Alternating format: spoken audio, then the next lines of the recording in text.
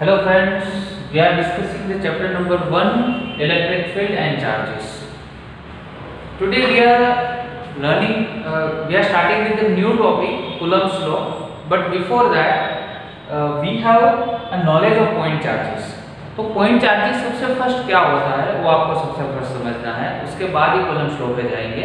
Important topic है आज का Coulomb's law. But point charges क्या होता है, तो पहले तो यहाँ पे एक डेफिनेशन है पॉइंट चार्जेस की, वो समझ लीजिए. If the dimension of two object is less than the distance between them, मान लो कि दो ऑब्जेक्ट है, ये दो ऑब्जेक्ट है, ठीक है.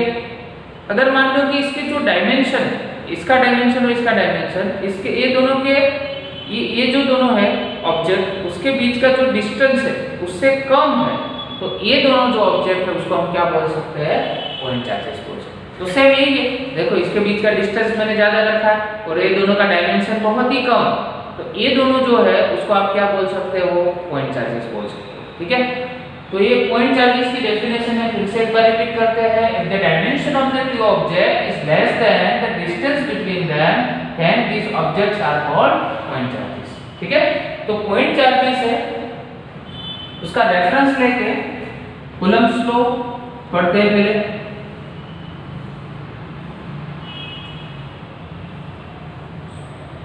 कूलम्ब्स लॉ पहले उसका स्टेटमेंट लिख देते. Statement of coulomb. The force acting between two point charges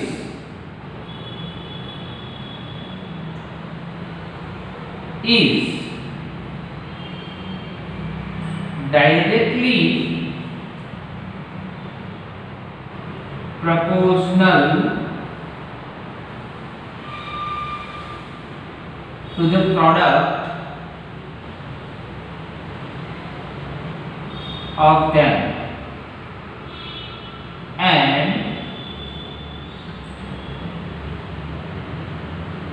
inversely proportional to the square of the distance between them.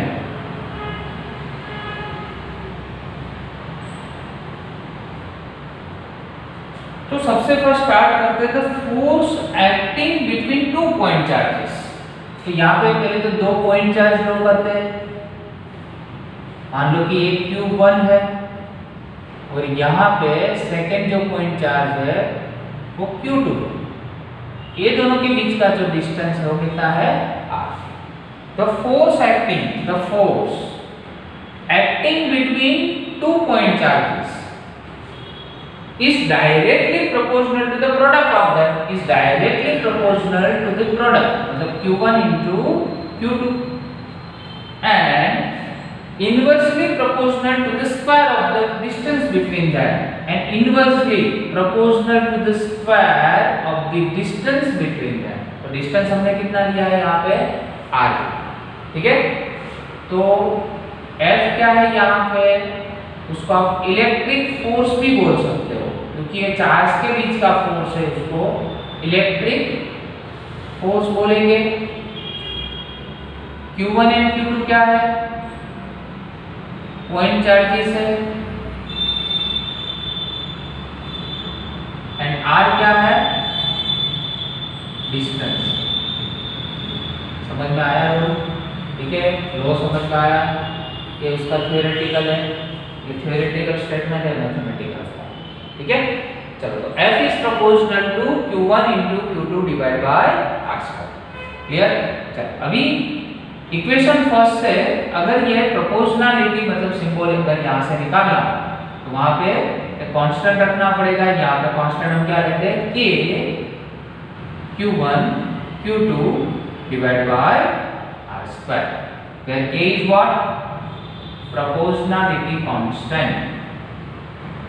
Proportionality constant. It is a constant and its value is fixed. It is 9 into 10 raised to 9. A की value कितनी है? 9 into 10 to the power 9. अभी K का unit निकालना हो तो कैसे निकालेंगे? तो एक सब टॉपिक लेते हैं यहाँ पे, यूनिट ऑफ K. ये थ्योरी का वैसे पार्ट नहीं है, आपको जस्ट समझने के लिए थोड़ा यहाँ पे आपको एक्सप्लेन कर रहा हूँ, ठीक है? K का यूनिट अगर निकालना हो तो कैसे निकालेंगे? तो देखो, ये इक्वेशन में K को सब्जेक्ट बना दे, ठीक है? तो K को अगर सब्जेक्ट बनाए तो r स्क्वायर सामने जाएगा, तो f इंटू क्या हो जाएगा? r स्क्वायर, और डिवाइड बाय क्या हो जाएगा? q1 q2 नीचे जाएगा, तो q1 इंटू q2. अभी f मतलब फोर्स, फोर्स का क्या होता है? न्यूटन. r डिस्टेंस है तो मीटर स्क्वायर हो जाएगा, क्योंकि इसका मीटर होता है, स्क्वायर है तो मीटर स्क्वायर, और डिवाइड बाय ये क्या हो जाएगा? Coulomb square. तो अभी आप इसके पीछे क्या लिख सकते हो यूनिट? तो न्यूटन मीटर स्क्वायर पर कूलम स्क्वायर. है समझ में आया? न्यूटन मीटर स्क्वायर पर कूलम स्क्वायर. क्लियर? तो एक प्रोपोर्शनैलिटी कांस्टेंट हो गया और उसका यूनिट भी फिक्स हो गया, उसकी वैल्यू भी फिक्स हो गई यहाँ से, ठीक है? तो f, अभी ये k जो है उसकी एक दूसरी भी वैल्यू है, k is equal to, k को आप रिप्लेस कर सकते हैं 1/4 पाई एप्सिलॉन, ठीक है? 1/4 pi epsilon naught. There epsilon naught is what? permittivity of vacuum. क्या होगा? Permittivity of vacuum. क्लियर? चलो, परमिटिविटी ऑफ वैक्यूम जो है, ठीक है, उसकी वैल्यू भी फिक्स्ड है 8.854 into 10 to the power minus. Clear? 8.854 into 10 to the power minus 12. ये परमिटिविटी ऑफ वैक्यूम की वैल्यू फिक्स्ड है. अभी आप यहाँ पे देखो तो k और एप्सिलॉन नॉट, ये दोनों तो एक दूसरे से क्या है?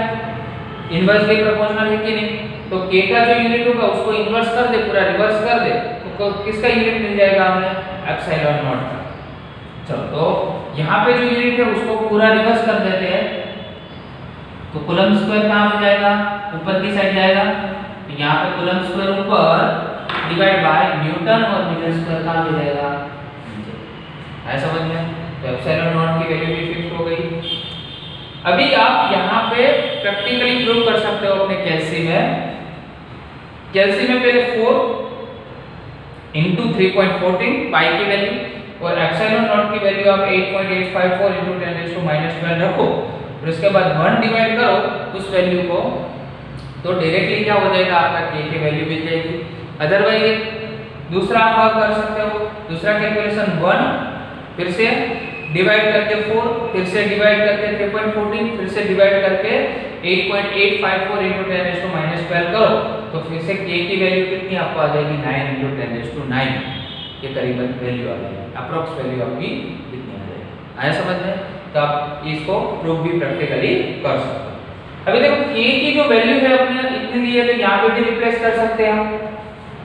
तो f इज इक्वल टू यहाँ पे 1/4 पाई एप्सिलॉन नॉट. क्लियर? तो यहाँ पे क्या लिखेंगे? q1 into q2 divide by r square. Clear? तो यहाँ पे जो अपने रूल लिखा है वो कौन से मीडियम में लिखा है? तो ये वैक्यूम में है, क्योंकि एप्सिलॉन नॉट क्या है? परमिटिविटी ऑफ वैक्यूम है. ठीक है? अगर कोई मीडियम के लिए हम लिखते हैं फॉर एनी मीडियम, अगर यही रूल कोई मीडियम के लिए हम अप्लाई करते हैं तो क्या होगा? Fn force for any medium, वो एयर मीडियम हो सकता है, ग्लास में कोई भी मीडियम हो सकता है. देखो, ठीक है? तो यहाँ पे 1 divide by 4 pi epsilon not की जगह पे ओनली एप्सिलॉन लिखेंगे. पॉइंट चार्ज तो सेम ही रहेगी, q1 q2, और डिवाइड बाय क्या हो जाएगा आर स्क्वायर। ये जो इक्वेशन है उसको सेकंड नंबर दो, यहाँ पे जो इक्वेशन है उसको थर्ड नंबर दो। तो सेकंड इक्वेशन डिवाइड बाय अगर थर्ड इक्वेशन करे तो f डिवाइड बाय क्या मिलेगा आपको fm which is 1 divided by 4 pi epsilon naught q1 q2 by r square divide 1 4 pi epsilon q1 q2 divided by r square। ये जो पूरा है तो कैंसिल हो जाएगा, यहाँ पे 4 pi भी कैंसिल हो जाएंगे। आगे इस टर्म को आगे बढ़ाएंगे f divide by fm denominator part होगा न्यूमरेटर में जाएगा एप्सिलॉन और नीचे क्या है एप्सिलॉन नॉट। ये जो रेशियो आया उसको आप एप्सिलॉन r भी बोल सकते हो, ठीक है। तो हमारे पास एक न्यू फॉर्मूला आया epsilon r is what epsilon divide by epsilon not. तो याद रखो ये जो r हमने लिखा है उसको बोलते हैं रिलेटिव परमिटिविटी, क्या बोलते हैं परमिटिविटी। क्लियर। अभी एप्सिलॉन जो है वो किसकी परमिटिविटी बोलेंगे, कोई मीडियम की परमिटिविटी, और ए जो है वो किसकी बोलेंगे, कोई वैक्यूम की परमिटिविटी। क्लियर। तो R for relative permittivity, epsilon for permittivity of any medium and permittivity of any vacuum। formula epsilon r is equal to epsilon divided by epsilon naught। clear।